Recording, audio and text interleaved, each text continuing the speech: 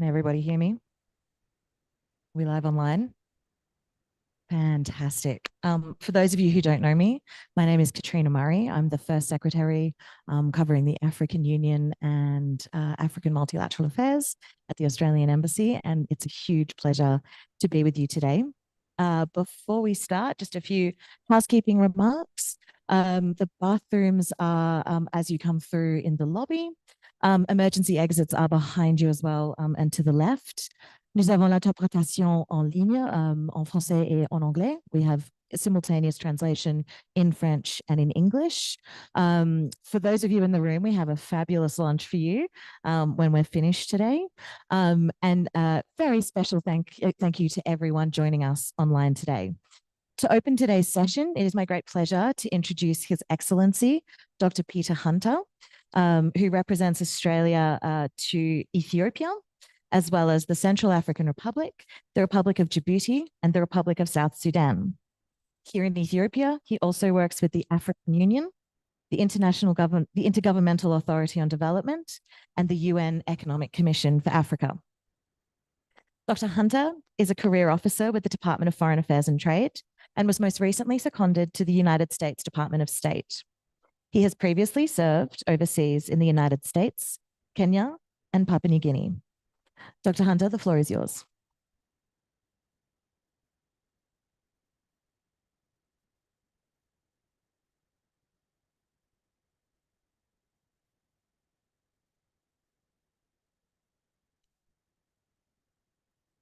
Good morning, everybody. Can you hear me? Mic's working? Okay. Good morning, distinguished guests, ladies and gentlemen, and thank you, Katrina, for the very kind introduction. As Katrina mentioned, I'm Peter Hunter. I'm Australia's ambassador here in Ethiopia. And it's such a great pleasure to be with you here for this event at the heart of African diplomacy. Thank you, Dr. Atta Asmar, for your presence and involvement here also, and for the ISS's great cooperation with our embassy going back many years. Australia is pleased to be supporting the Institute for Strategic Studies to conduct a series of events in coming months to zoom in on major issues facing African peace and security. Before I go further, though, I need to mention that just right now, the Australian government is in what we call caretaker mode. It means a period of transition while we prepare for our national elections in early May. What that means in reality is my comments must only be at the surface level about factual observations only. So with that said, we're opening this event series today with a critical question. How can Africa make its mark in the G20 and the global multilateral system? It's a historic year for the G20 in Africa. South Africa is leading an ambitious G20 agenda for the first G20 held on African soil. May I congratulate Deputy Permanent Representative Letsi and the South African government for such a successful start to their G20 hosting year. We welcome South Africa's efforts to review the G20 at 20, including the focus on inclusive economic growth, food security, critical minerals, AI, and sustainable development. The G20 is a critical forum in navigating the global economy through major challenges. Our leaders have come together in the past to tackle the global financial crisis, COVID-19, and many other challenges besides. That said, obviously to everybody here, I'm sure, we're in a time of great turmoil and great challenge, exacerbated by an international trust deficit. We must focus on what we share, what we have in common, and what we can do together rather than withdraw. G20 countries have a role to play to make a difference at this challenging time. This time compels us to ask these hard questions of ourselves. In that spirit of cooperation, Australia has used the G20 and multilateral platforms to support calls for reforms for multilateral development banks to address sustainable debt and contribute to greater economic stability, to support a rules-based, non-discriminatory, fair, open and inclusive multilateral trading system with the WTO at its core, to play our part in the global transition to net zero and to implement the 2030 Agenda for Sustainable Development, to pursue global growth and prosperity. Over the past year, Australia has been stepping up multilaterally on a wide range of issues, including peace building, oceans, health, and humanitarian affairs. Australia is committed to the multilateral system. We believe we are all better off in a global system where rules and norms underpin our collective security, trade, and stability. Our discussions in multilateral forums, such as the G20, help to guide and shape the global system we want. This is why we're so pleased that the African Union has joined us at the G20 table. Prior to the African Union's entry, the G20 represented 2/3 of the world's population, 75% of global trade, and 85% of global GDP. The AU's entry has added 1.4 billion people and almost $3 trillion in GDP to those figures. Africa's voice is one we need to hear to find solutions to global challenges, from cost of living increases, to climate change, to rising trade barriers, to international peace and security. Australia wants an international system that represents the world of the 21st century. That's why we continue to support UN reform agendas and greater representation on the UN Security Council, including for Africa. I know these and many other initiatives are priorities that both Australia and the AU hold in high regard. So I look forward to today's discussions, and as we understand the African Union's critical role in being a voice for Africa in a major international organisation like the G20, and the important role that voice will play in pushing the dial on major international debates. My special thanks to Deputy Permanent Representative Letzi from South Africa, Professor Mariti, for joining the panel today for what I have no doubt will be a lively discussion. Thank you, and to the panel.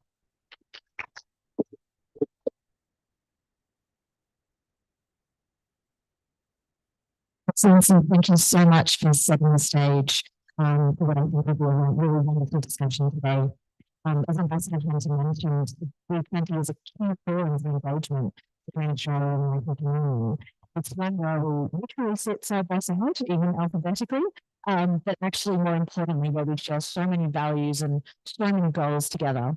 So I think we're keen to get started on today's discussion to unpack Africa's growing role on the international stage further. It's my great privilege to have the honour of introducing our really wonderful panel today. Speaking of it on behalf of Her Excellency Ambassador Letzi of the Republic of South Africa to Ethiopia is Ms. Mateko Letzi, who is the Deputy Permanent Representative of South Africa to the African Union, and also the Vice President of the Bureau of the Forum of African Diplomats in Addis Ababa. With 17 years of experience in South Africa's Department of International Relations and Cooperation, she has held key roles in strategic communications and as a director. Her diplomatic expertise has been instrumental in advancing South Africa's engagement with the African Union, particularly during the country's recent tenure on the AU Peace and Security Council from 2022 to 2024. Dr. Andrew Hassan, I'm sure needs no introduction to this room, is the head of Africa Peace and Security Governance Program at the ISS here in Addis Ababa. He is a seasoned expert in African security and governance, and has served on the UN panel of experts on South Sudan, held research roles at ISS and the Kofi Annan International Peacekeeping Training Centre. He holds a PhD in political studies from the University of Cape Town and a master's in international affairs from the University of Ghana, having extensive experience in peace, security, and policy analysis across the continent. And joining us online, we have Professor Tim Mariti, of the Peaceful Interventions at the Institute for Justice and Reconciliation. He's a leading scholar and practitioner in peacebuilding, governance, and international justice with over 25 years of experience. He holds peacebuilding He leads the Peacebuilding Interventions Program at the Institute for Justice and Reconciliation in Cape Town and is an extraordinary professor of African Studies at the University of the Free State. He's a member of the Tana High-Level Forum on Security in Africa Technical Committee and also advises several institutions, including the African Union Leadership Academy. He has authored and edited 11 books and over 100 scholarly works on African peace, security, and governance. He holds a PhD in international relations from Keele University in the United Kingdom. So I think we would like to start this morning with Deputy Permanent Representative Letzi. I think it's important to hear South Africa's lessons from its own G20 membership for the African Union, which, as Ambassador Hunter mentioned, is such a historic time to be South Africa's first hosting of the G20 on African soil. I think it's interesting for your reflections, Deputy Permanent Representative Letzi, as the African Union is new to G20 membership, but South Africa has years of experience as a member of the group.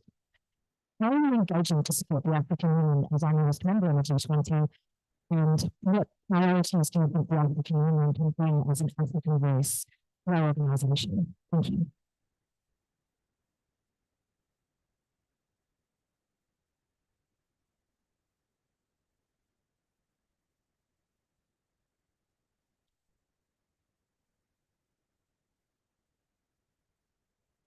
Thank you very much, Madam Moderator, Your Excellency Peter Hunter, Ambassador Designate Australia to Ethiopia and the representative to the African Union.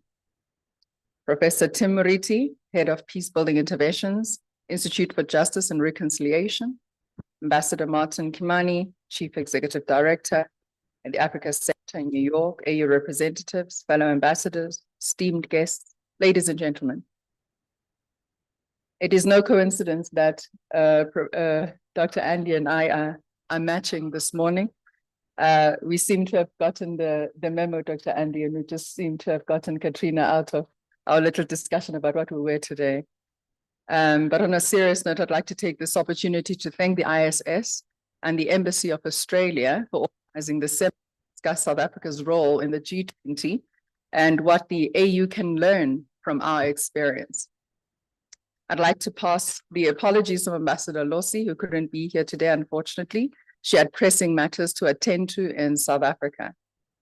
Ladies and gentlemen, South Africa has set the scene, or rather set the theme for the G20 presidency as solidarity, equality, sustainability. Through this vision, South Africa seeks to address some of the challenges facing the global South, and more specifically, the continent.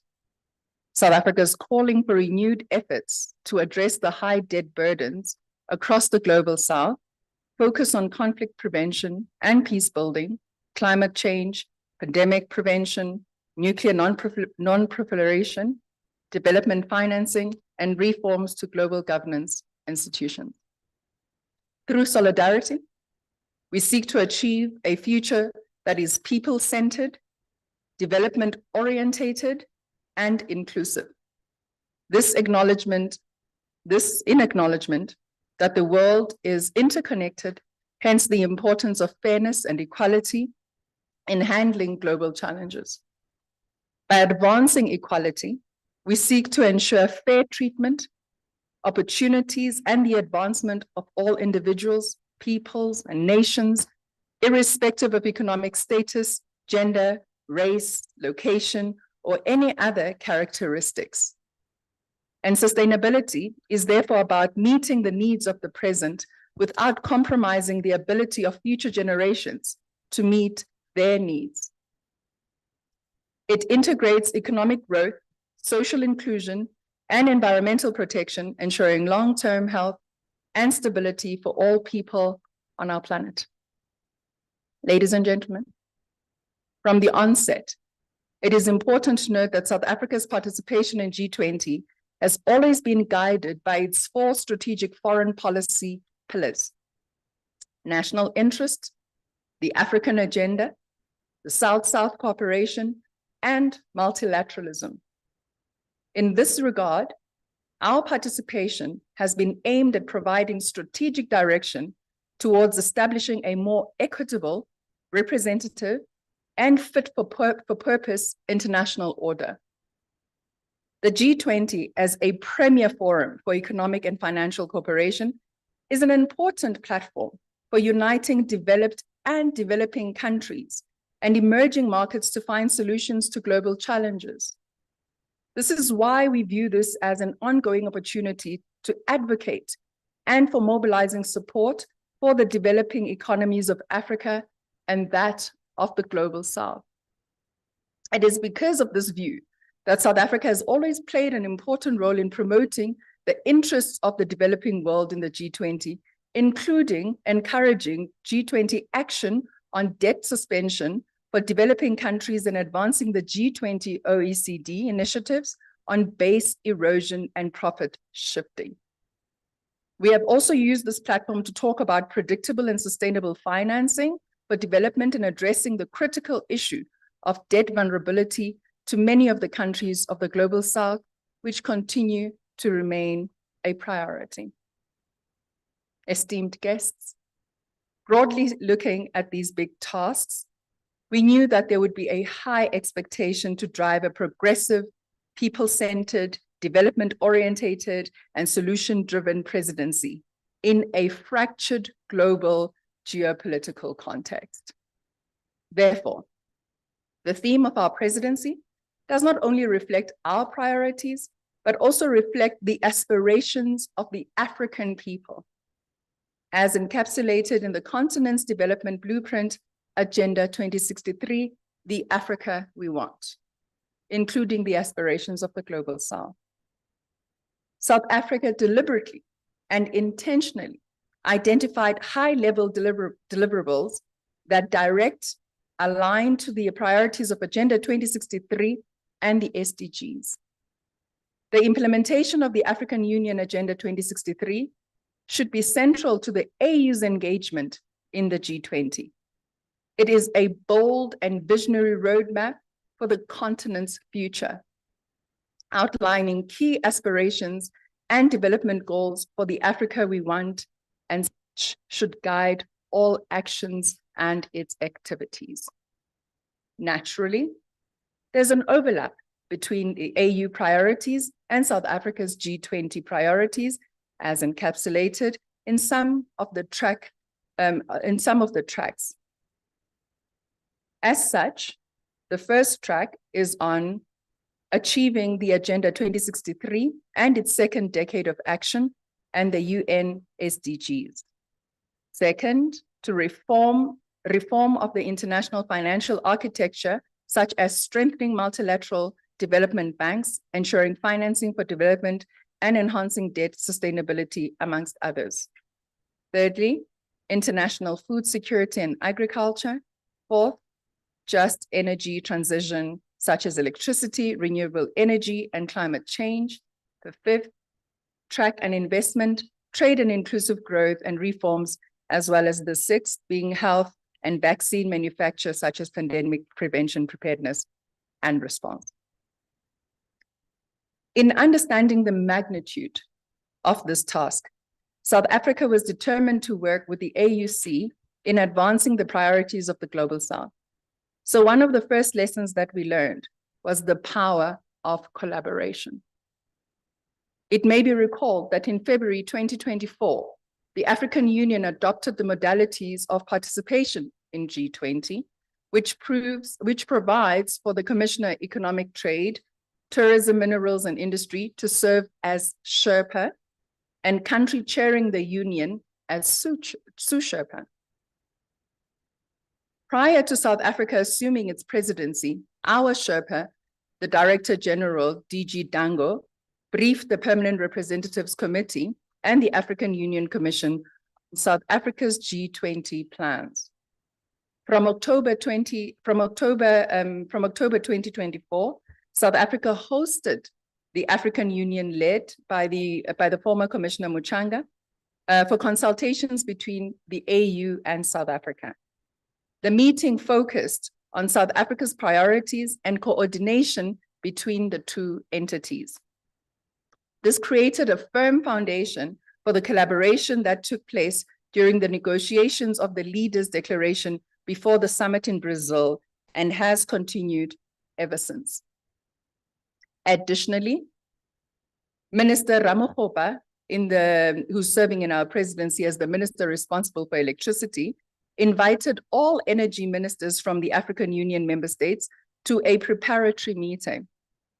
As chair of the Energy Transition Working Group, he wanted to consolidate and coordinate a unified African approach to the energy transition agenda.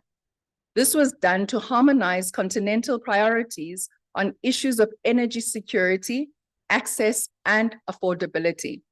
The meeting took place virtually on the 15th of January, 2025.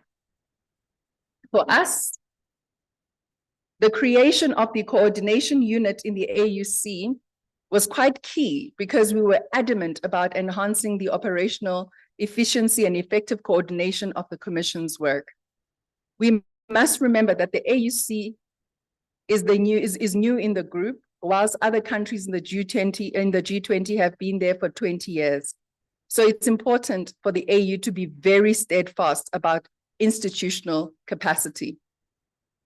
In multilateralism, the ability to rely on institutional memory is important, so this will help the Commission keep adequate records about the evolution of discussions and positions in order to advance its goals. Ladies and gentlemen, another lesson we have learned has to be that impactful change comes from layered conversations and negotiations. It is vital to recognize that our presidency also continues the work of previous leaders. Through both the Sherpa and finance tracks, South Africa is building on the successes of the past 3 presidencies from a global south, which is why we decided to continue with the discussions around the reform of global systems of governance introduced under the G20 presidencies of Indonesia, India, and Brazil. It is true that we can have new issues to pioneer, but it's also important to build on what has been done before. In addition, leveraging complementarities and synergies has been beneficial. The G20 does not exist in isolation, but rather overlaps with key international developments, such as the Pact for the Future, the Financing for Development process, the Second World Summit for Social Development, COP30. The G20 has held discussions on the FFD4 and is considering the opportunity to contribute constructively to the ambitions outcome to close the sustainable development financing gap and reform the international financial architecture. These platforms are all interconnected and must be utilized to consolidate our message. Lastly, we must understand that the G20 is not a substitute for delivering on the agendas we have, that of Agenda 2030 and 2063, and other unfulfilled commitments, or replacing existing international institutions and platforms. Agenda 2063 is our continental agenda that we must implement, but South Africa and the AU can work together to reinforce and add momentum to implementing what we have already agreed, whilst also taking concrete steps towards addressing the remaining new and emerging threats to the future of the acceleration of the second 10-year implementation of Agenda 2063.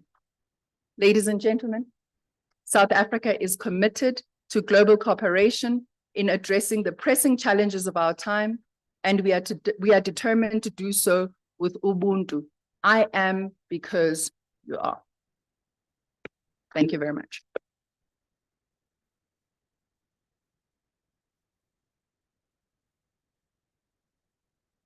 Thank you so much, Deputy Permanent Representative Letzi.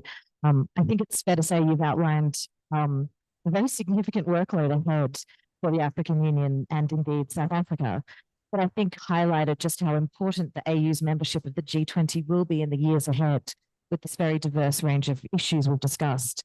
I was really struck by the comment that you made about the lessons learned, that the impactful discussions that drive change in the G20 are layered and build upon years of work that we do together. And it really reflects how much the organization is, I guess, a work in progress for all of us, but a way to deliver on those long-term outcomes that we're looking for.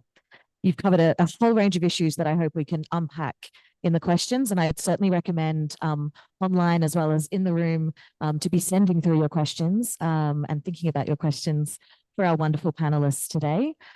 So I think without further ado, we will pass on to Professor Moriti, who is head of peace building interventions at the Institute for Justice and Reconciliation, assessing the multilateral system more broadly, and progress in the AU's gradual development of its international agency. And if Professor Moriti is online, I hope we can unpack what he would say are the three major defining characteristics of the current multilateral system, and how do they challenge or indeed support engagement by Africa and the African Union. Do we have Professor Moriti online? Hello, can you hear me clearly? Hello? Can you hear me? Can you hear me? Hello? Welcome, Professor. Can you hear us? I can hear you. Can you hear me? Professor, we can't hear you in the room. Okay, can you hear me now? Hello? Yes, we can. Yes, we can. Thank Oh, you you so can much. hear me now. Okay. Slight Okay. delay.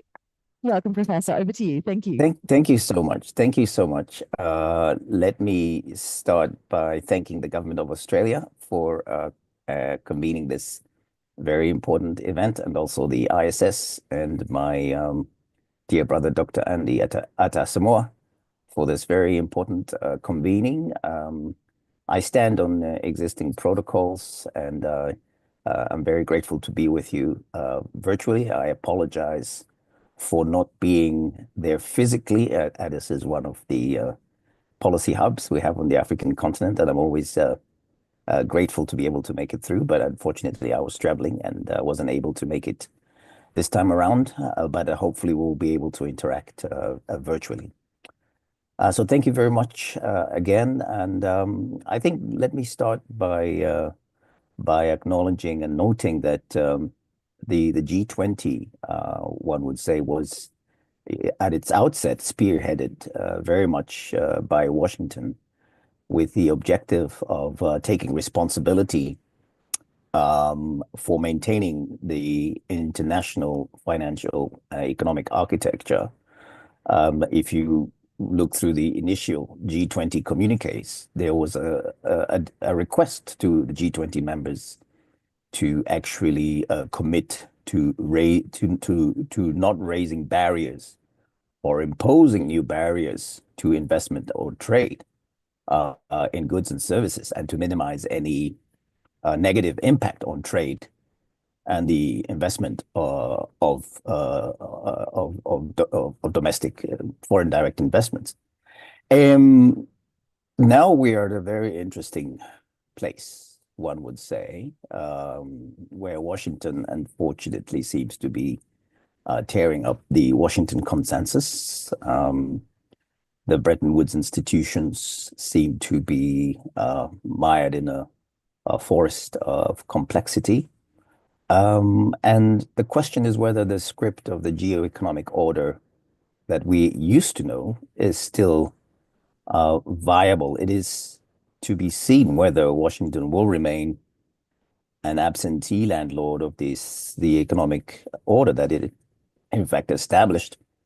And regrettably, we are seeing that the rule makers of yesterday, who established the current multilateral system, have become the rule breakers of today, in effect dismantling the founding principles of the current multilateral system embodied in the United Nations Security Council, International Monetary Fund, the World Bank, the World Trade Organization. So we are at a stage now where old certainties are at an end.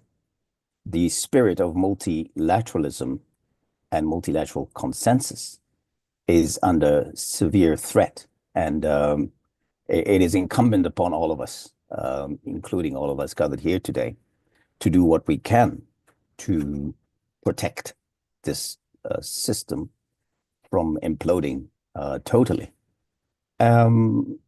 We have to also take into account that the G20 is very much a manifestation of club governance. It is self-appointing, represents approximately 75% of the global population. And without an institutional architecture of global enforcement of trade rules and other rules, and essentially I'm referring here to the global governance, institutions of global governance, we have to ask ourselves a serious question as to whether the G20 is perhaps now entering a phase, given the current disruption, where it begins to resemble more of a glorified talking shop that produces copious amounts of policy papers and recommendations with little or no impact on improving the governance of the planet. And the unfolding trade war that we're watching on a daily basis on our screens is a case in point, where the main protagonists from Washington, Brussels, Beijing, London, Ottawa are all in the G20. The rest of the world is consigned almost to the plebeian seats as in what is regrettably becoming a geo-economic anarchical circus that resembles more of a gladiatorial conquest in ancient Roman Colosseum. At some stage, I think as humanity, as the collective of humanity, we have to wake up from the delusion that one country or any one group of countries, like the G20, can solve the global crisis that threatens to engulf us all in a quagmire of self-destruction. In what we're witnessing now, almost ignores the fact that the world is in fact truly globalized to the extent that the majority of the world's people, in fact, can communicate to each other and exchange ideas. The African Union and our African governments, I think, need to stop behaving like spectators in the Colosseum and as bystanders in the arena, and to actually become much more active actors and accelerate the engagement, the integration of the African continent so that it becomes a true instrument for Pan-African agency. The geopolitical crises, climate chaos, food insecurity, the perilous absence of a means to manage artificial intelligence, and for Africa, the illicit financial flows, these are demands these are crises that require Africa and the African Union to step into the geopolitical arena in a much more forceful manner. The African continent is confronted by a plethora of crises, not to mention the conflicts that we're dealing with in Sudan, in the Sahel region, Mozambique, Eastern DRC, North Africa, Somalia. Globally, we are obviously familiar with the Russian invasion of Ukraine and the escalating Israel-Palestinian crisis, re-escalating, I should say. It is clear that the current system of multilateral or collective security is in effect imploding precipitously.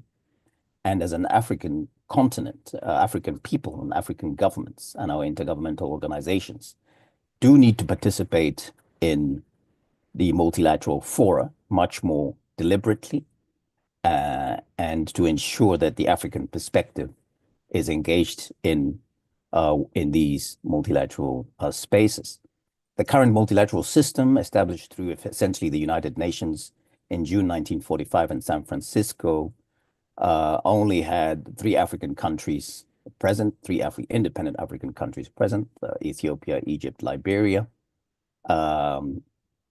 And today, the optics, for example, of the United Nations Security Council, the permanent 5 members who preside over the proceedings of the Council and preside over an agenda that includes 60% of crises that emerge from the African continent, means that Africa essentially, again, is a spectator and a bystander in issues and affairs that affect it. The whole discussion around Africa receiving 2 permanent seats is one that is out of right and not an act of charity.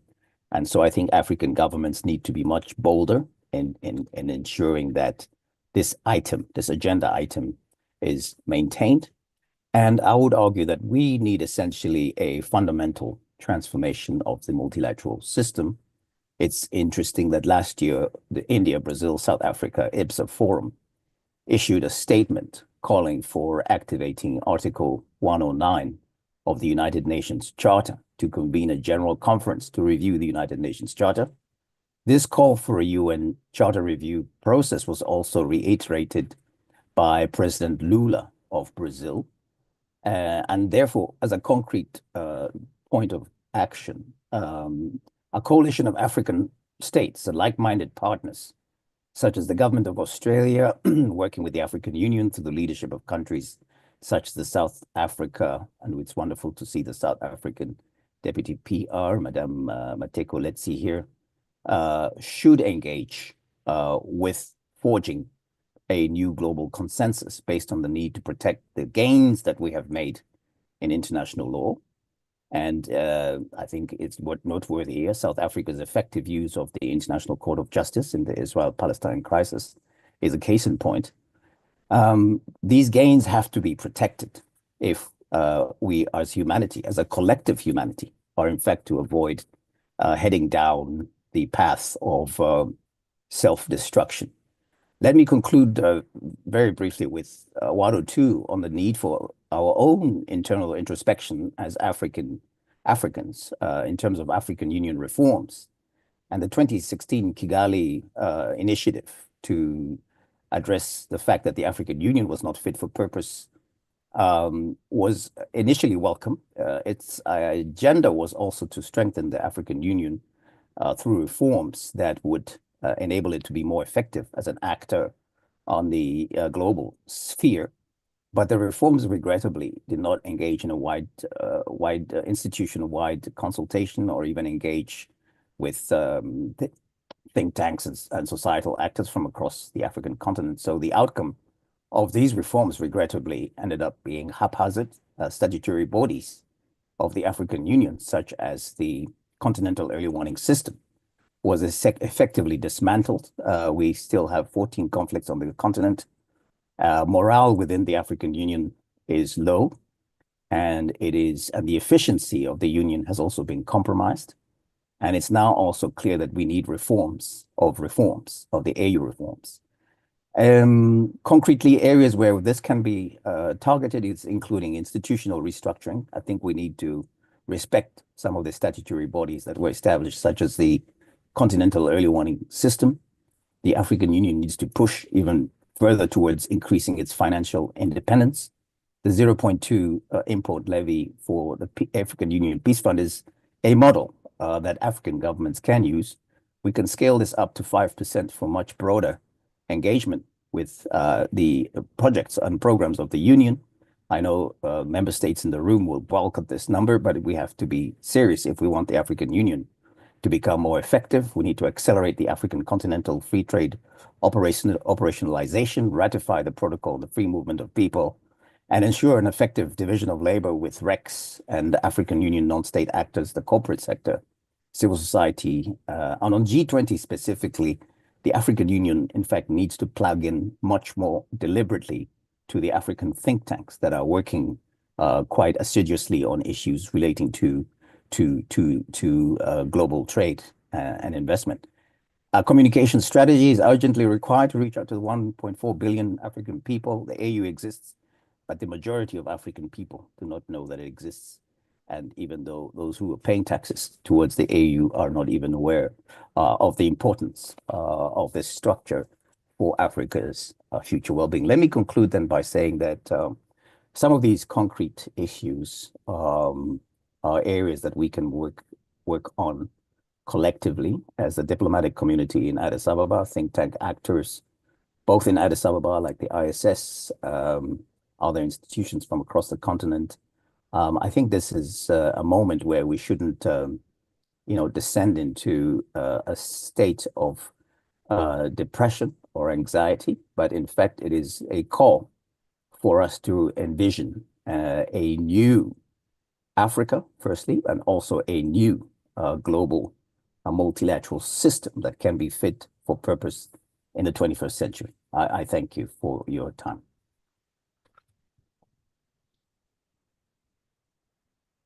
Very much, Professor Mariti. I think you've made the really critical point that there is an absolute necessity to step up African voices, but also that comes with work for the African Union as it tries to build its agency on the world stage.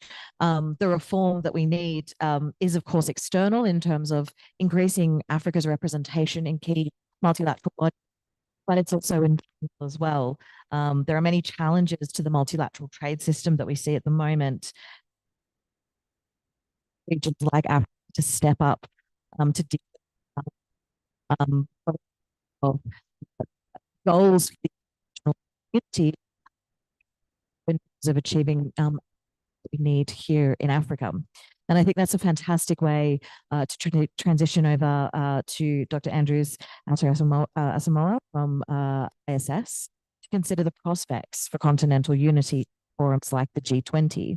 And so I think my key question would be, how can the AU secure continental unity to push its goals within the G20 to achieve not just for the African Union, but for the international system as well? Thank you.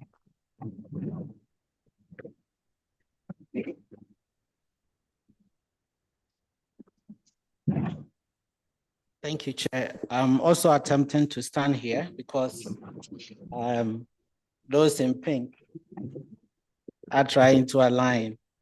Thank you so much. I also want to align with all protocols and to attempt to address the question around unity around 3 areas. First, to look at the state of unity and look at the necessity of securing unity at this point in time in Africa, and then how the AU will need to achieve it. I'll broaden the conversation on unity a bit around these areas, given its importance. So first, touching on the state of unity on the continent. I know that many of us appreciate the fact that arguably Africa is one of the most united continents at a multilateral level in the world. If you drill down, you may have, gray areas in terms of how ethnicities and all of those are aligning.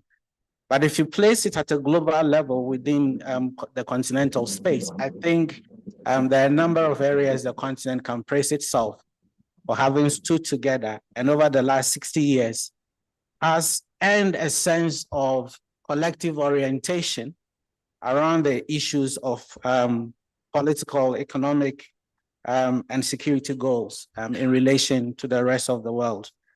And I think that there are a number of gains that speak to the extent to which Africa, despite the many challenges, has been able to project a sense of direction of unity around a number of key thematic areas.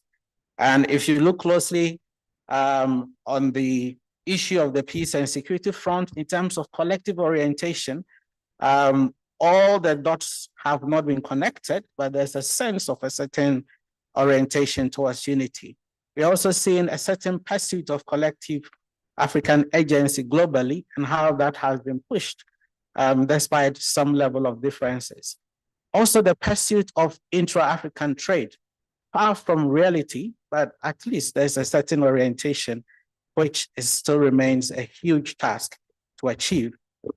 Issues around the achievement of common African positions on a number of key thematic areas also comes up for praise. And also issues around, rise in regionalism, despite what ECOWAS is experiencing. Those define a certain orientation. And at least if you are an Afro-optimist, you can go on and on praising yourself about what Africa has been able to achieve over the last 60 years.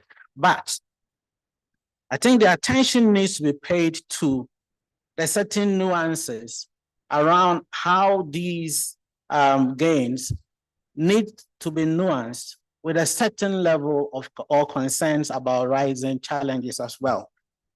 And if you look at what is happening now, you then have a more nuanced understanding. Currently, the continent is seeing rise in interstate tension, which in the past used to be one area that Africa used to praise itself as having done well in terms of interstate relations. At least we can speak of one country that has deployed into another without permission, which in a sense is invasion. We are seeing withdrawal of AES states from ECOWAS, which is also a major issue. And then we are also seeing challenges even in the implementation of the Free Movement Protocol, actually pushback. And these are really raising critical questions about whether the conversation about African unity beyond the early gains are actually taking deeper roots. And even now, if you look at the number of African heads of state participation in continental convenings, I think the numbers are increasingly going down. As to whether it signals a certain sense of fatigue with the African Union conversation or other related things, is another conversation. But I think when it comes to an assessment of the state of unity on the continent, there's need for Africa to be sober and not lean on past successes. We need a really critical conversation on that. And I'm saying that because you cannot achieve, this is a multilateral space and it's a system. So unity in one sphere has influence in others. The same way this unity in one sphere plays out on several other fronts as well. And so there's an all system kind of relations that comes into the conversation around unity. But having looked at that, all of these challenges which define the state of unity now will have to be looked at closely because Africa will have to secure unity because of three reasons. One, I feel that the changing nature of the global space now means that regional groups are going to be more important. And if you look at the conversation around tariffs and the stance of EU and how that is having an impact globally, that tells you that we are getting into a space of change where continents and groupings that will refuse to unite or that will not achieve the desired unity will lose out terribly. And I think this is going to play out. And so Africa will have to unite in this particular space. Second is the increasing gains Africa is registering when it comes to agency. There's a certain level of unity that has driven those gains, and those gains can only be sustained if Africa can sustain the kind of energy and the kind of unity that drove it. Having come, and G20 is an expression of this agency, and so that can only be sustained in that particular space. And the last, as we all know, is of course the G20 question. But if you look at the 6 aspirations, which last year's summit brought out as the key interest that the AU is going to be pushing in the interest of the African continent, the only way the AU can be relevant is for the AU to secure consensus on all these areas so that the AU does not end up becoming an entity that is doing something different from what its member states want. And so unity has become incredibly important. But the question really is the third point that I want to address. How do we then achieve it? And I think there are 3 very important things we need to consider if we are going to go there as a continent. The first is to look at the relationship between member states and their attachment to the AU. And I look at it theoretically or conceptually from a point where I see there's a challenge. In the early days, member states appreciated the utility of continental mobilizations and regional mobilizations as part of the route to the solutions for national level challenges. Now we've gotten to a point where the intensity of internal challenges are forcing some member states to almost own their issues and to leave out regional and continental mobilizations as the answer to what they are fighting for. And that is raising a utility question at the regional and continental level. And so the AES wanting to step out of ECOWAS, for instance, and what it means broadly is that they are beginning now to own their own issues and are not seeing the regional mobilizations as a forum for the kind of answers they need. And so what they are saying is, to hell with all your frameworks. That is raising a utility question. And so going forward, unity cannot be empty of the utility of the space called the African Union and the regional mobilization. And so I feel to secure the unity we need for the G20, we also need to actually realign the institutional frameworks we have towards meeting the interest of member states. Either than that, member states will always step out of the kind of unity we need for the continent to be able to achieve what it needs. And so realigning of institutional utility is very important. Second is the need for an intentional investment in all of this, particularly securing unity around the 6 areas of continental interest. And as I indicated, that is the only way member states will find this route to representation globally relevant, because particularly for those who will not have the opportunity like South Africa to sit around the table, if the AU can represent what they are, or if Africa's membership becomes a route to a clear representation of their interest, then they will certainly align achieving the kind of unity that the continent needs to make the G20 a relevant forum for interest. And then lastly, I feel that, as I indicated earlier, we are isolated of a whole of a system kind of approach, because unity as a commodity influences everything that is in the whole. And so we need then to consciously also groom unity across the continent on all fronts, because that is the only way you can actually safeguard the fact that unity can be present in the context of the G20. Isolating only G20 as a thematic area of concern and pushing for unity only there will really not necessarily align with the realities of the multilateral space, because disunity in one area is certainly going to affect disunity when it comes to the G20 conversation. And that is very important.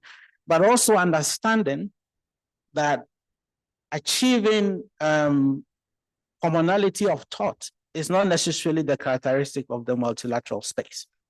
And so how will the AU and the continent understand that fact that there are going to be instances where there will be differences and disunity around thematic areas, and still be able to deal with it within the realms of diplomacy and have an African position that can be pushed by the continent. And I believe that these are critical questions that we will need to be able to answer if we are going to secure the unity that will propel Africa's representation more as a cohesive projection of relevance, rather than, becoming just an addition to the actors around the table. Thank you.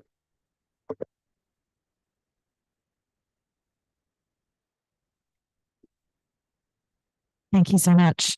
I wanted to really reflect on something you said there, talking about collective orientation. And I think you make the critical point that we can't just drive unity over ideas or purpose just for external reasons like the G20, but it's something that really does have to come from within the continent to drive change, to drive the African Union having a clear voice and clear agency on the international stage. So I think that was a critical point for us to reflect on.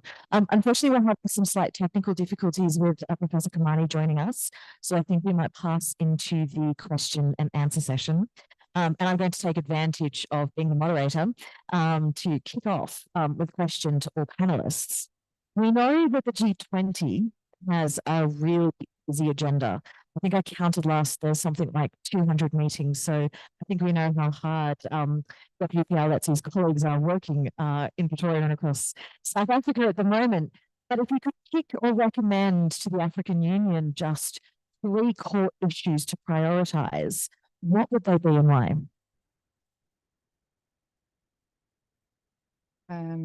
Thank you very much. I think I covered the 3 areas in my intervention earlier on, which is, you know, it is the reform of the international financial architecture, and that has really been key. So I'll just lift that one, because it is the one cry, and it is the one common challenge that we have in the continent, which stands in the way of our development. And you know, earlier I think there was a question around what new projects or what new areas can the AU, you know, front.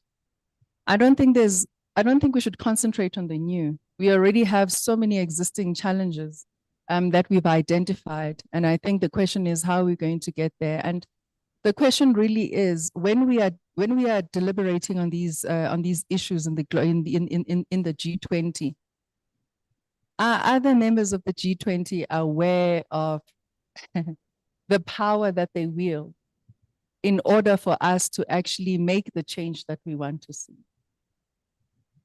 I think we all know what the challenges are. We all know what needs to be done. But is there a willingness for us to actually move in a way that would allow African countries to develop? We can't talk about development if we are still servicing just so much debt. I mean, if all of your money is going towards servicing debt, what do you have left to actually build on your economy? So we know what needs to be done. The question is there a willingness? Is there political will within the G20 to actually to enact that and make it possible for the African countries to actually see that kind of realization? So I know you've asked for 3, but I think this one is probably the most pertinent. And it is definitely something that one has always been in South Africa's agenda, but something that both South Africa and the AU are really calling for, and we are hoping that the African Union is also going to, as a body now, going to make sure that in negotiations that voice comes out quite strongly and quite clearly. Thank you.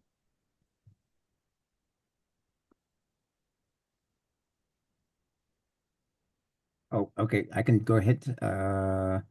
Yes, thank you. So the 3 core would be, I think, the fact that we have geopolitical crises that are extremely destabilizing means that we need to fix the system of collective security.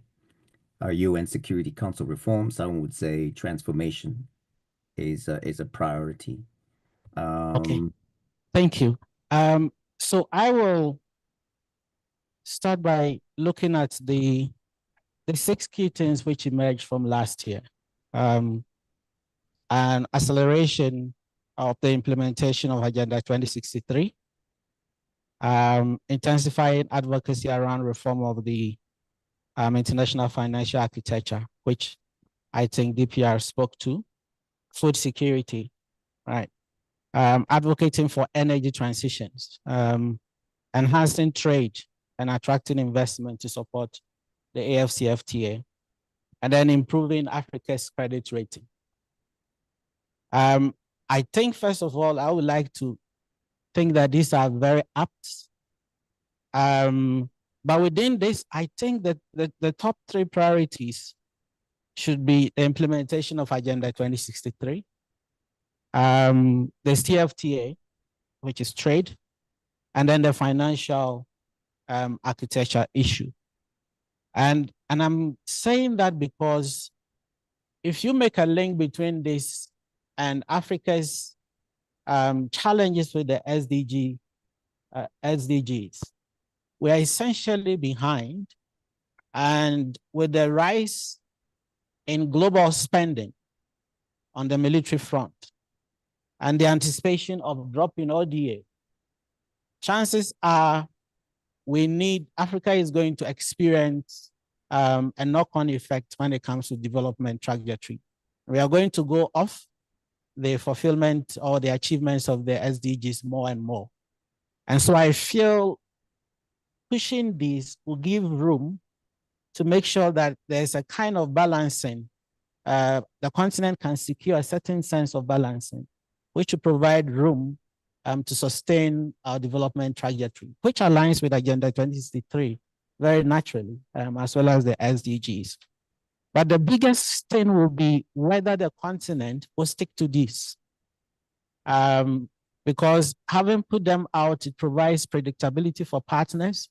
It also gives room even for intellectuals behind the scenes to be guided in terms of what to work for, what to anticipate, and how to provide support. And so that is how, in terms of prioritization, I will place it. Thank you.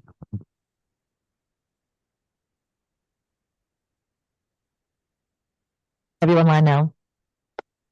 Hello, can you hear me?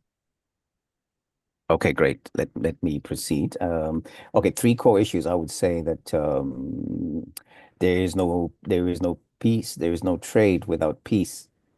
And even though the G20 is primarily or predominantly a geo-economic platform, I think the geopolitical crises have to be addressed in a much more deliberate manner. The UN Security Council reform is clearly just moribund and it's very stagnant at the moment.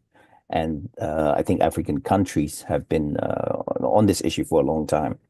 It's important for key partners in the global north to also take this issue much more seriously. So that would be for me the first one. I think the second one has been addressed, the protection of the global trade system and identifying ways to integrate the African continental free trade area in a much more deliberate manner is vital. And linked to that, I think the illicit financial flows, the banking systems are predominantly in the global north, again, that are utilized for this exploitation. And then I think to conclude, the G20 is very much, as I mentioned, a self-appointed an elitist structure. It incubates itself from the people.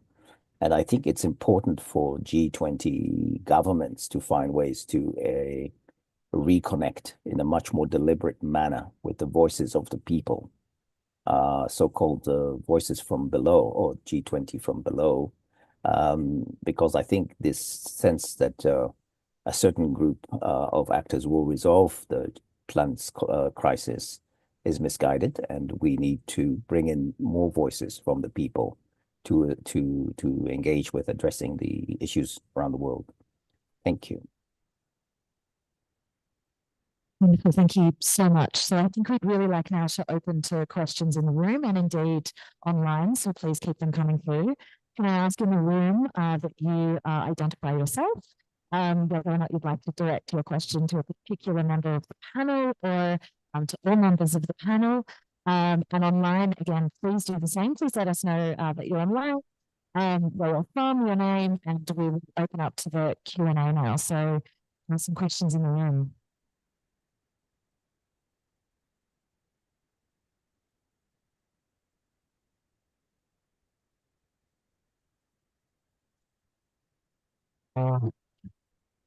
Thank you very much.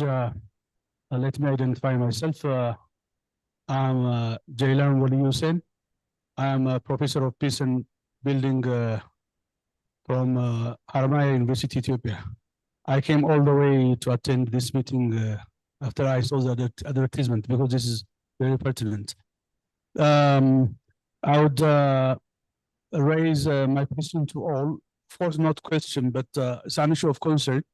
As we all know, Africa has, the African continent has multiple challenges, and all of these challenges mutually reinforce one another to make African issues more complicated.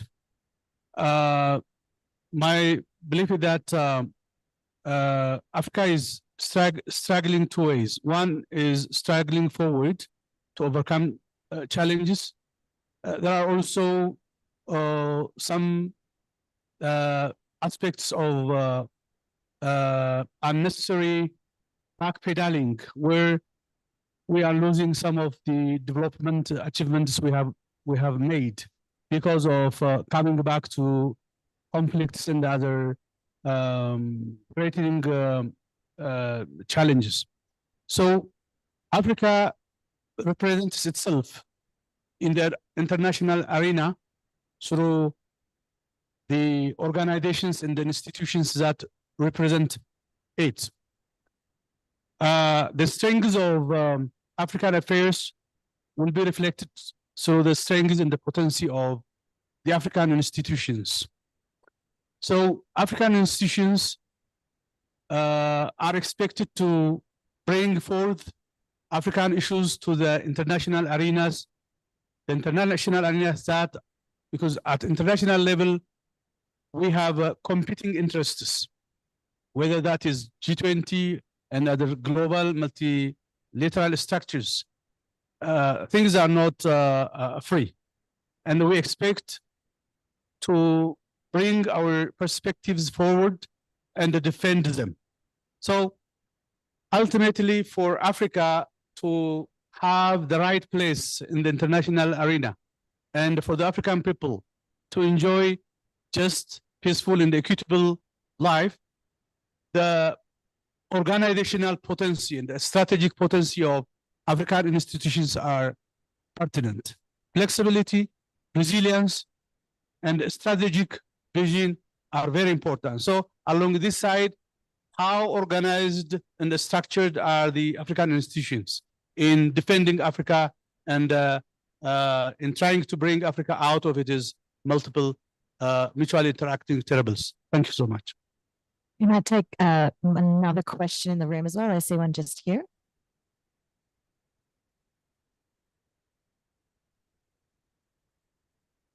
Thank you very much.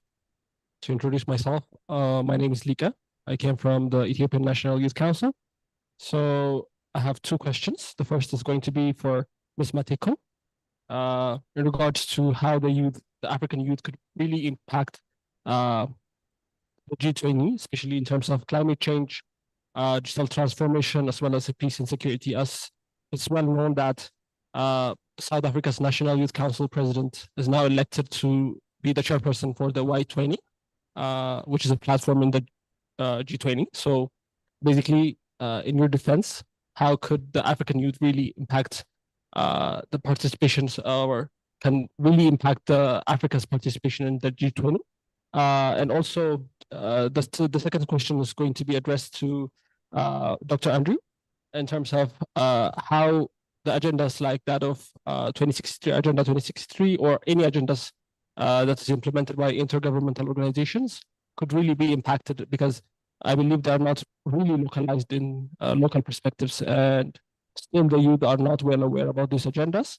And how could Africa's youth, because as you know, Africa is a youthful continent, so how could we really accomplish Agenda 2063 as well as the UN Sustainable Development Goals if we do not really localize the agenda and also capacitate our youth to play a leadership role in these agendas and in accomplishing these agendas as well? Thank you very much. Thank you so much. So I think we've got three questions there to unpack. The sort of structure of African institutions bringing forth an international voice, the critical role of youth at the G20, which I think is a wonderful question. And again, that achievement of Agenda 2063. So I think we've got some key questions there. I think I might pass back to Professor Murthy, who's been so patient online. So we might start with him for this round of questions. Hello, I hope you can hear me still. Yes, I think the question from Professor Williamson, I think is vital. How can African institutions, revitalize themselves? I think we have a window of opportunity now with the new leadership at the African Union Commission to engage in a much more deliberate manner to make the African Union much more effective and efficient. The new chairperson and the commissioners that have been appointed, I would argue, need to work with a much broader spectrum of actors, because we know that the African Union is facing some constraints and restraints in terms of personnel and capability and capacity. So, as I mentioned earlier on, I think there is a very broad range of actors across the African continent that can actually help to push the African agenda in collaboration with the African Union. But it requires the African Union to adopt a much more open approach to engaging with African actors going forward. And I think there is a question on the chat that speaks to the question of whether, in fact, the Washington Consensus is perhaps at an end, and it must be replaced by something else. And I think this addresses the need speaks to the need for creating structures that actually are representative of all countries of the world. And there is a window here, as I mentioned before. We cannot simply just move the deck chairs around the Titanic. And the Titanic in this scenario is our planet, our world, our collective home, which essentially will sink if we don't transform the multilateral system that we currently have. And I did identify a very concrete pathway to achieve this, which is invoking Article 109 at the General Assembly. And the governments that are represented on this platform should consider reviewing that article and, in fact, engaging much more directly with it. Because I think it's only if we can have a global convention in the form of the Philadelphia Convention or the South Africa's CODESA talks can we actually move towards a new system. And then I think there's a question from Stephen Goetz from SIA about whether the US is likely to wreck the South African presidency. I think, and whether the US might withdraw from the G20. And I think, the US will do what it wants to do. I think the global trade war is an unnecessary destruction. And there are already indications that Washington is dialing back its initial tariffs, a sign that it didn't seem to have fully thought through the initial actions of imposing tariffs. So I think the G20 will proceed as intended, but the wider question might be, is the G20 the appropriate forum for us to resolve some of these geoeconomic and geopolitical issues that affect the whole world? The G20 is not fully inclusive of all countries. And on that basis, shouldn't we, in fact, be thinking about how we can undertake a much more root and branch fundamental transformation of the multilateral system through a wider conversation of all countries and invoking Article 109 of the United Nations Charter on the General Conference to review the United Nations Charter. Let me stop there, Madam Chair.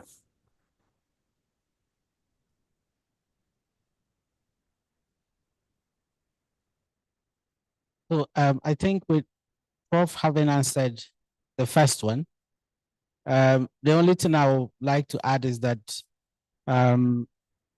institutions, well, we can argue about it over lunch, but I think institutions are not the problem. I think we have structures and structures of that. And even if you look at last year's conversation around the G20 and the positioning of the continent, there was still an effort to bring clarity on how institutionally it's going to be organized and all of that. So that gives a sense that when it comes to the institution part, it's not our biggest problem. The biggest problem is really about how we secure the political will and then put our monies where our mouths are for those institutions to drive the kind of interest that we are projecting as a continent. And so that is the sense in which I will look at it. The question around the non-involvement of youth in the efforts towards Agenda 2063 and the SDG, there's quite a bit of work going on in that space. Remember that part of it is that the way the arrangements are, there's an upstream part and there's a downstream part. And these all have different actors pushing various dimensions of it. The AU can set the agenda, drive it, but there's a role for member states and civil society organizations and private sector. And so sometimes the AU relies on these intervening actors to be able to take it and spread it to the kind of youth engagement that we want, as much as there's an element at the AU level. And so there's so much happening in different spaces. The challenge is that there's a sense of an echo chamber kind of reinforcements where if you are not in certain civil society space, you have no idea what is happening around these issues of Agenda 2063 and SDG, but there's quite a bit of things happening. It could be better, but that is the state of it at the moment. Thank you. Thank you very much. And I'm really just going to pick on what Dr. Andy has reflected on the question around youth, which you had addressed to me. Obviously, speaking to the Y20 dialogue, which really is aimed at getting the youth to have a voice in the final, whether it's declaration or communique that gets communicated to the countries of the G20, in terms of what they see as a solution to the problems that we are currently facing. Now, in the South African context, we have a youth council, and we have the Youth Development Agency, which is the NYDA, which coordinates this kind of work. And just to, the question around how does the rest of the continent then involve itself in that process? And there is a very close working relationship with us and the African Union. And as Dr. Andy has clearly stated, there is work that is being done. There is that level of collaboration. But again, the issue is around member states. It is the same with Agenda 2063. We come up with policies. It is the responsibility of member states to infuse those policies in domestic policies. That needs to permeate through your domestic policies. And it is you, whether you are the youth or whether you are an active citizen, to hold your government responsible to what they have assigned to. So if we've all adopted Agenda 2063, that is your responsibility towards that is asking your government through your own relevant structures what your involvement can be. What process are they following, and how can you influence that? But then it becomes member state driven. In the South African context, that's why we have the youth councils. But where Agenda 2063 is concerned, that is why we infuse that in all the work that we do in the various ministries within our public service, so that we speak to that. So when we're asking how far is South Africa in responding to A, B, C, and D, we can literally go to the relevant department to ask, how far have you gone in the implementation of Agenda 2063? It's the same with youth. So I would really just implore on your responsibility as a citizen to ask the various actors within your government to ask, what is your stake, what is your voice, and that you can channel that, those concerns or even suggestions or even solutions, so that it can find its expression in these kind of bodies. Thank you.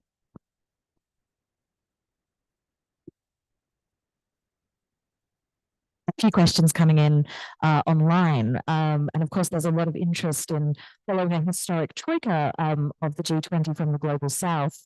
Obviously, after this year, we will be passing on to the US to lead the G20. And so an interest in South Africa's engagement with the G20.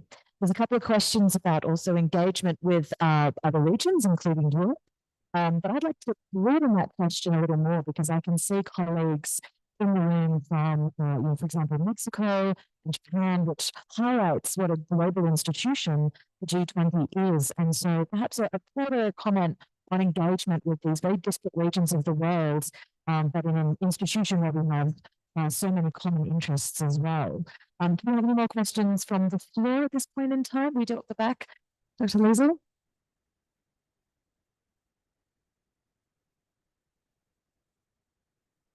Thank you very much. I'm Lisa Low-Vaudran. I'm with the International Crisis Group. I wanted to ask both the speakers and this, maybe Prof. Murithi as well, in this very difficult, disruptive moment, is there a way to speed up the unity that Dr. Atta Samoa was speaking about? I don't want to say, and it's a very unpopular suggestion or let's say controversial, I don't want to say we need to circumvent REX, but we see a very difficult process within the African Union to achieve, let's say, common African positions, like the one on climate security and others.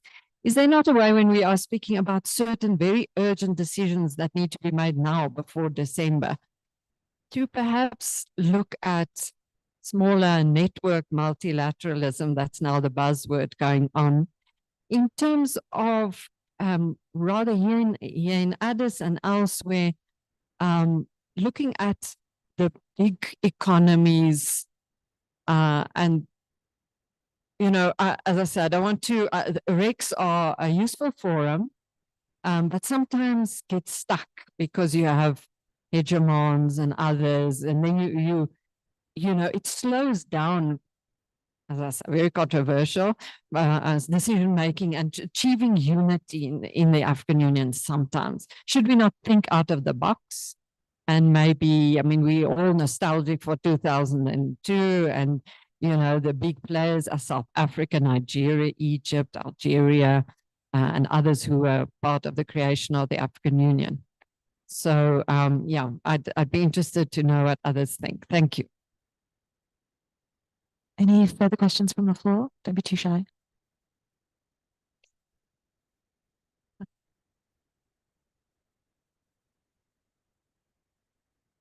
From Kenya as well. Wonderful to have counterparts in the room as well from Africa as well. Thank you. Thank you. Thank you. I am Petronilla Were, Ambassador, Deputy PR at the Kenya Embassy.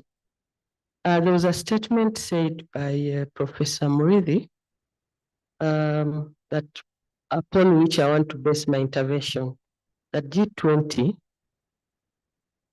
or it was a question, G20 is a glorified talking shop. And I want to say three things on whether it is a glorified talking shop. We have G7, then we have G20. I would like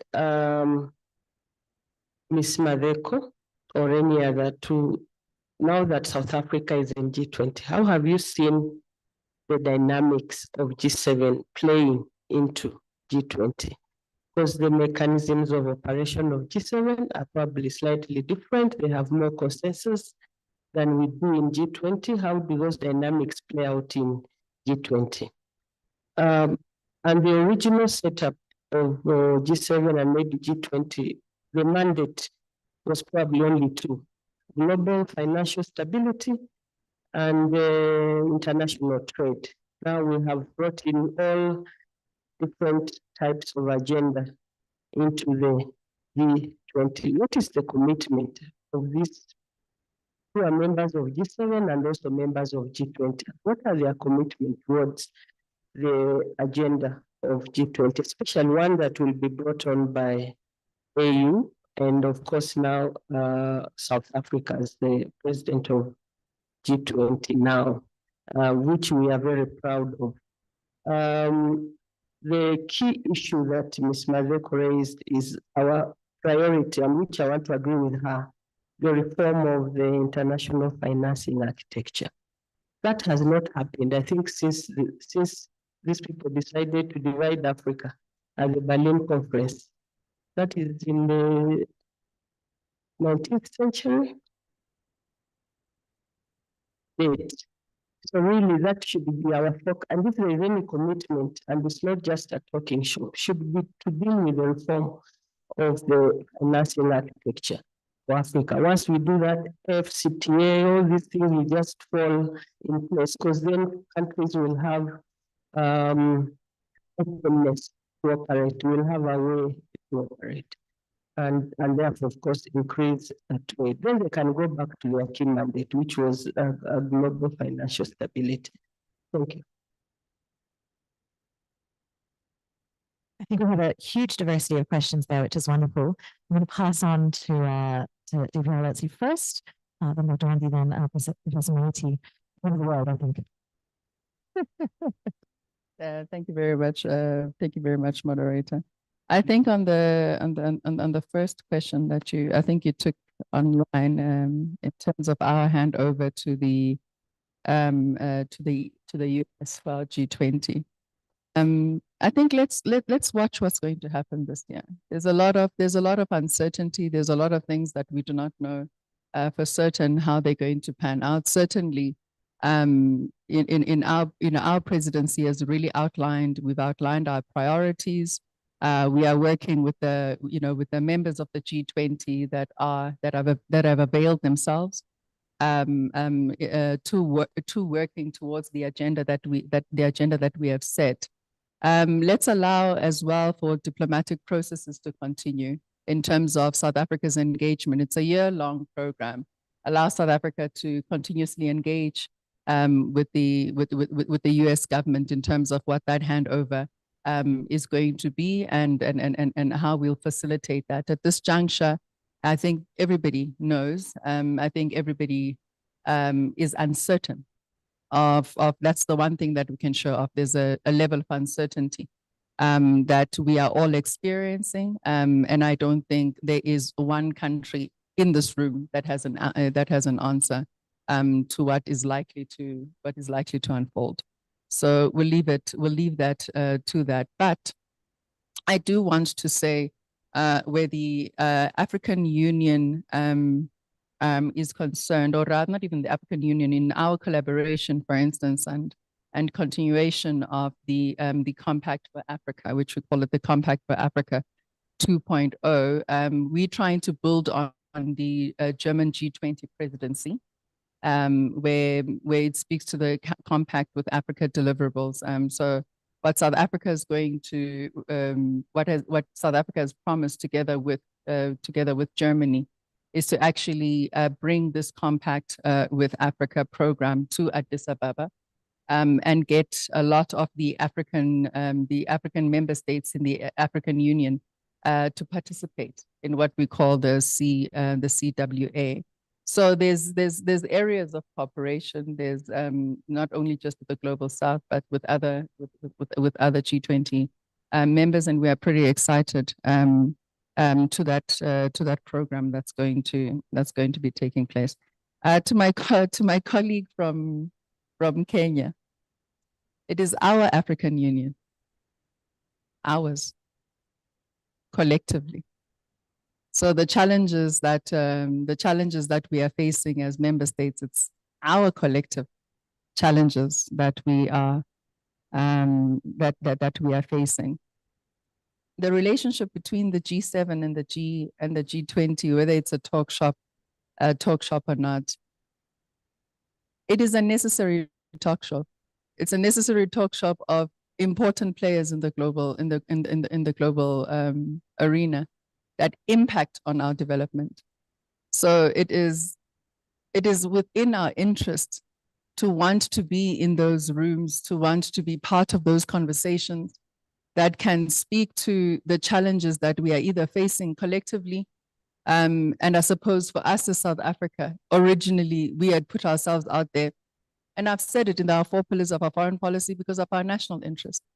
We have a national interest to project ourselves and putting ourselves in these platforms where our voice will not be silent. And in so doing, we then brought on the continent, and we've advocated for the continent to be in the G20. Now that the AU is there, it's our responsibility to shape that agenda, to shape the unity that everybody is talking about, in order to have not just a voice, in order to shape, actually, in order to influence in order to negotiate a better, a better deal for the continent. Yes, we will continue to push our respective national interests or national agendas, but the unity is incredibly important because we've already identified the common challenges that we're facing.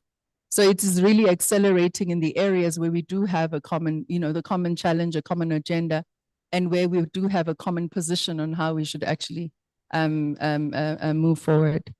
Liesl, I'm going to leave your question to the experts, the academic experts, to to respond to you, and I can have a conversation over lunch about my response to the proposals that you are putting on the table about a smaller network of multilateralism. Thank you. And I'll try to answer Liesl's question.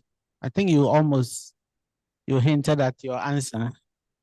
I think that your question speaks to the overwhelming challenge of the interface between the RECs and the AU. I think that is a whole conversation we can have later. The interesting thing is that relationship has been tested so much on the peace and security front. And so this whole G20 conversation and all the other related trade questions is creating also a new turf for us to see how we fare on that particular front. But given the very important role of member states in whatever the AU does, because the strength of the AU, as you know, is always dependent on whether there's leadership at the member state level, even before that translates into leadership at the AU Commission level. And given that that is a defining variable, I think two things are important in terms of speeding up the unity question. One is how we get innovative about lending a certain level of leadership to our hegemons, especially those that have a certain capacity to drive mobilization around African interests, around G20, and to learn from those who are already there. And I think South Africa stands tall in this particular sphere. But what that will solve is also the dominance of the hegemons and the kind of spoiler effect they have at the regional level. Because once you deal with that, it's very easy to interlock the continental interest with the regional interest. But related to that is also how we collectively interpret the space we are in now. As you said, there's a change, right? And whether we can perceive a certain level of the kind of threat it poses to the continent and its vulnerability.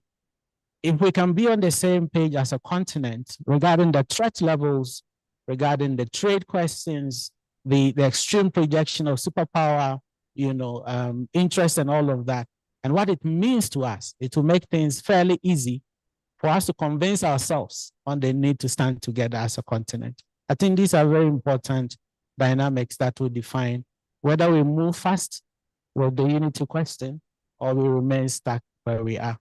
Thank you. Hello. Okay, so let me also jump into this debate. I hope you can hear me. Still struggling to hear you in the room. Can you hear me? You can continue. Can you hear me? Hello? Hello, can you hear me? Hello, can you hear me now? Yes. Can you hear me? Got you back now. Okay, wonderful. Thank you. Okay, let me jump in then. Yes, let me start with the last question that's ongoing from Liesl on whether we can circumvent RECs to achieve common positions in a much more accelerated manner. And let me say, I think, in a very, if we look at a foundational origins of these RECs, the RECs are actually building blocks of the African Union, going back to the 1981 Abuja Plan of Action. And it's very difficult to circumvent your own building blocks unless you're going to go through some major existential crisis that will end you locking you up in a mental asylum. So I completely hear your criticisms around the inability to move in a deliberate manner and fast on a number of issues. But I think you see the African Union itself has recognized this challenge, and that's why the mid-year coordination meetings were established. And I would say they're a step in the right direction. I think we were in Accra last year, and we saw, how this is unfolding. Improved efficiency and effectiveness in implementation is absolutely crucial. The common positions are becoming more and more a current form of the African Union to speak with one voice. We have the common position on UN Security Council reform, common position, Ezulwini Consensus, common position on illicit flows. I think the challenge, as I mentioned, is in ensuring greater efficiency, but it's not simply by circumventing. I would say it's more by the continental structures, the institutions reaching out to the massive pool of talent we have across the African continent to address issues going forward, and this increased unity that Dr. Atta Samoy is speaking to. Very quickly on the question online about Europe, I think Europe should definitely be standing up now and taking a stronger role instead of, as the questioner stated, deferring to the US. I think it's time for Europe to step into the global arena in a much more forceful manner. It remains a very important model in terms of multi-level governance, a model for what, in fact, global democracy could look like in the future. I know a lot of Europeans have a lot of negative things to say about the EU, but it is a model of transferring and pooling sovereignty to a supranational institution, which the African Union was, in fact, intended to achieve, but has not yet achieved. It is a model for regional democracy. And I think the model is the appropriate one to address the multiple crises that we've spoken about: climate change, food insecurity, geopolitical tension, so on and so forth. So I think Europe has been thrown into a state of mild shock with what is happening and the speed at which Washington is tearing up the post-World War order. For example, throwing Ukraine under the bus. But the EU, I think, has to essentially find its footing rather quickly, and to also recalibrate its relationship with Africa.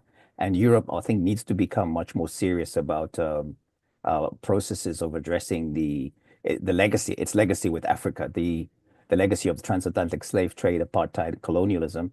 It looms large. These issues loom large on the Pan-African consciousness, but seem to be a non-issue to our European brothers and sisters, which is why I think the African Union theme of the year, Justice for Africans and People of African Descent through Reparations, was met with a certain degree of bemusement and befuddlement by European countries. But I think the EU and European countries seem to be not sure what to make of this issue of reparations. But it is about restoring the relationship between the African continent that lost human bodies forcefully and a European continent that benefited from the sale of African bodies. And this is the basis upon which, this conversation is the basis upon which Europe and Africa can re-engage and enter the arena together as equals.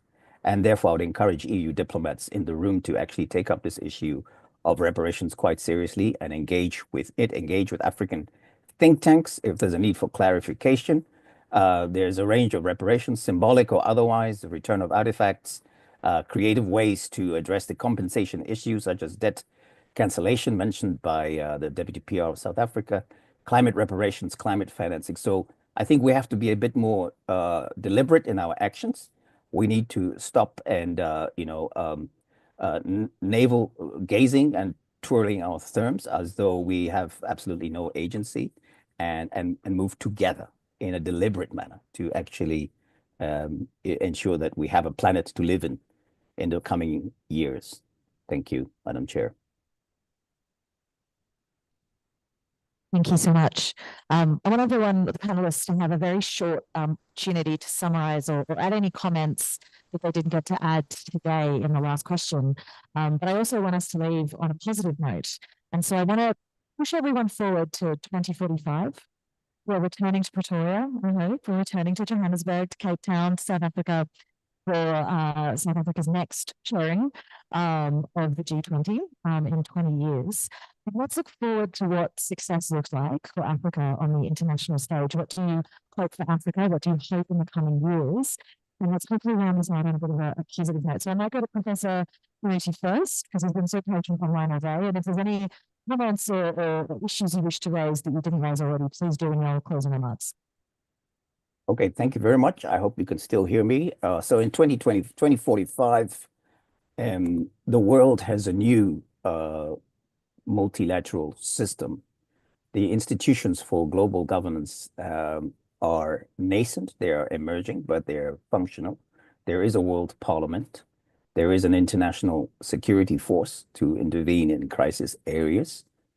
All regions of the world are represented in a supranational decision-making structure that is much more able to address the global challenges, and a tax on international financial flows is generating a significant amount of resources to address the issues that we are facing. And climate change has been mitigated to a certain extent. Food insecurity has been eradicated. And there is much more peace across the continent, and we are moving in a positive trajectory. But this requires action in the present. It's not simply a vision that we can put up on our our boards and just hope that it'll happen by itself. It requires everybody in this room to actually pick up whatever tools they have and get to work. Thank you, Madam Chair.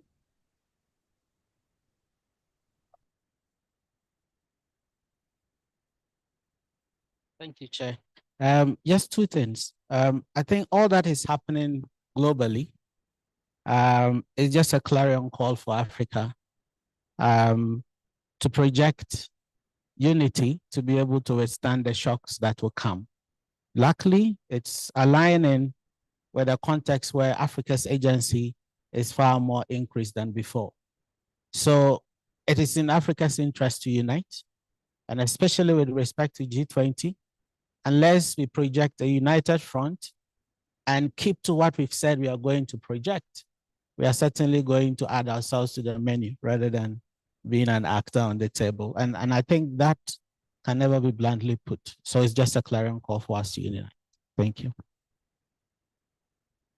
Thank you very much. 2045 is closer to 2063. We are hoping by then that we'll be closer to silencing the guns, and also very clear on our achievement of the goal that we've set ourselves in Agenda 2063. But let us also just realize that the AU is the new kid in the block, and that it will need a lot of support. And we really do call for the necessary support. I mean, we do already have like civil society that is always available to assist, and that we encourage them to exploit that partnership with civil society and other partners, because they will need the support. And I think we've already demonstrated that there are some areas where we do have a common Africa position that just needs to find itself in the policies that are being come up in the G20. So there's a lot of structuring within the AU as well that needs to happen in order to be effective as a negotiator within G20. So I think in terms of that capacity, that is definitely something that that still needs to be strengthened. So for us, that support is incredibly important. But unity. The spirit of Ubuntu, I am because you are. Indeed, for us as South Africa, we understand that we cannot be an island of prosperity. whilst there's all of this that is going on in the continent. So it is our responsibility as well. And I think we've tried to demonstrate that, that we bring everybody, and that unity is important to us in order to advance the African agenda. Thank you very much. Thank you so much. I think that is a huge task ahead for the African Union, but as we've talked about, there is an awful lot of prospect for African unity, and it's not just driven by external bodies like the G20, but it comes from within. And I think that's something that all panelists have really reinforced today. I think it's clear that the AU has secured a significant victory in getting a test seat at the G20, but I think it's even more clear that the work is only just beginning, especially if we want the 2045 that we've all just discussed. Most importantly, we're going to hear Africa's voice on the issues that matter most in the years to come. And I think that's what's come out of today. And Australia very much looks forward to continuing our work with the African Union in the G20 and in other bodies indeed. I encourage you all to share your feedback with us. You can do that both online, and we have some QR codes outside. We'd love to hear your thoughts and feedback on today's session. My promise is that next time to both of you, I promise I will wear pink. I can promise that. But we are certainly looking forward to further events with ISS, as I mentioned. So please do look forward to further announcements coming up. I want to encourage us to continue this discussion over lunch, which ISS and Skylight are kindly hosting. But most importantly, I want to give a huge thanks to everyone who made today possible. Of course, the Skylight with the panel. I'd like to thank Dr. Andy and the whole team at ISS. There's a lot of folks behind the scenes as well that work really, really hard. And I think the same thing to my colleagues at the South African Embassy and Permanent Representation here. I know it is a really busy day. I know we're team are doing about 4 things at once. They're here with us today, and I think that is so critical. And of course, my thanks to Excellency Fred Hunter and the whole team at the Australian Embassy. Again, a whole bunch of people who do a whole lot of work behind the scenes to make these things possible. So thank you so much to everyone. Please join us for lunch, and please let us conclude with a huge round of applause for our panelists. Professor Malathi,